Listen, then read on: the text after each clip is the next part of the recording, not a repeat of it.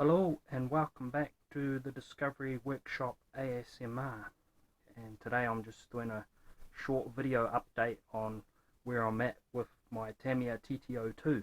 So without further ado, I'll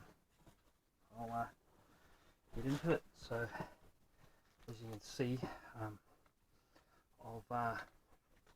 I've gone through a few steps, and I've got the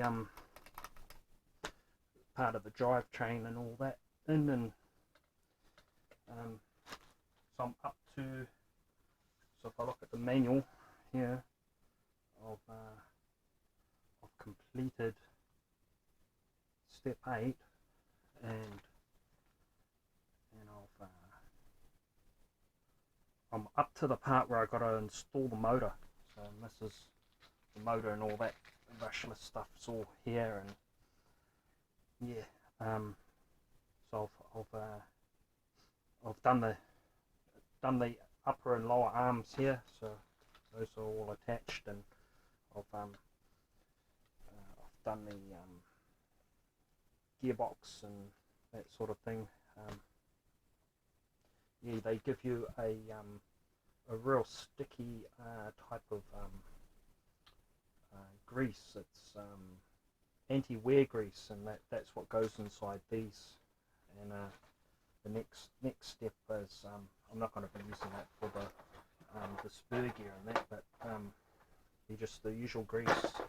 But yeah, that'll be when I install the motor with the pinion, and that'll go in along here. And then I understand I've got to mesh it properly, so the pinion has to mesh properly with the spur gear here. So yeah, I think it's just where you, because I got the, if I remember rightly about the motor mount, I got the Year Racing motor mount, which has got the slot instead of the holes. So all I got to do is I think it's just a bit of paper I used to mesh the spur gear here with the pinion. I just put a bit of paper in, squeeze them together, and then tighten the nut, and then slowly pull the paper out, and then give them a little bit of a tester here if there's much clang. It's going to be an aluminum pinion. I think it's going to be a 30mm pinion with this. I think that's a 78 tooth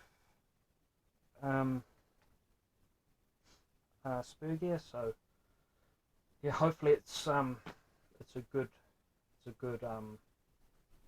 ratio. And I'm probably not going to be using this unless I go to a smaller spur gear, because by the looks of it, it's not going to be you know, unless I make some kind of a rubber seal of some sort and prop it up a little bit higher, and then I can have the cover for the spur gear and the pinion. So that's where I'm up to. I've got to play around with a few bits and bobs. So I'm chugging away through it pretty well. So I've passed step 10. I've got the step 11. See, with the so I'm not going to be using their motor mount. I'm going to be using the high speed motor mount and gear setup. So yeah, she's going to be hopefully fast, reasonably fast. And the other thing I did, I glued the wheels. I just used some cheap glue. So it was a bit watery. You got to be real careful with this cheap glue. It was just cheap super glue I got from Mitre 10. I might have left a little there, I don't know. Oh, there it is. Yeah. So mental note: this glue is very watery. I I don't recommend using this glue, this super glue here on wheels, because it's so hard not to get it on your fingers. If it was more of a gel type of glue and you could just sort of prop it in, it would be alright. But I suppose with other things like